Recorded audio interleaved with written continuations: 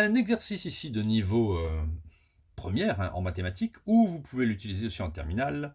Il faut résoudre dans l'ensemble des réels, x variant entre moins l'infini et plus l'infini, l'équation racine de exponentielle de 2x fois exponentielle de 3x est égale à exponentielle de moins 4x plus 8.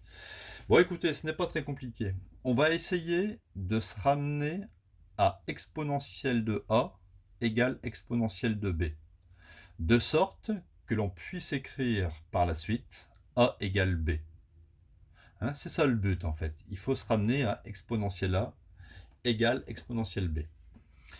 Alors ici, j'ai une racine. Ici, j'ai une quantité qui est strictement positive. C'est strictement positive. Je vais ici mettre au carré. Alors, je vais recopier l'équation. Exponentielle de 2x, exponentielle de 3x avec la racine. Je vais mettre au carré ici de chaque côté. Exponentielle de moins 4x plus 8 au carré. La racine de cette quantité au carré, à partir du moment où cette quantité est strictement positive, ça sera cette quantité. Un exemple, si vous faites racine de 3 au carré, 3 est strictement positif, ça sera 3.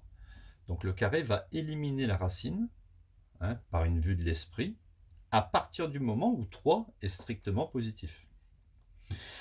Je vais donc obtenir ici exponentielle de 2x fois exponentielle de 3x.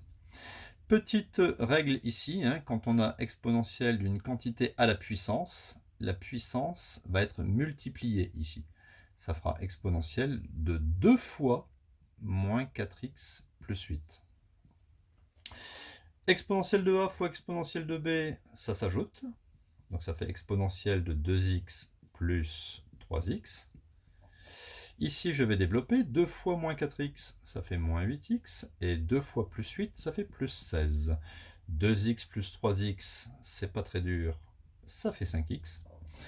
Voilà, je suis arrivé à la structure. Exponentielle de a est égale à exponentielle de b. Je peux donc réécrire l'équation.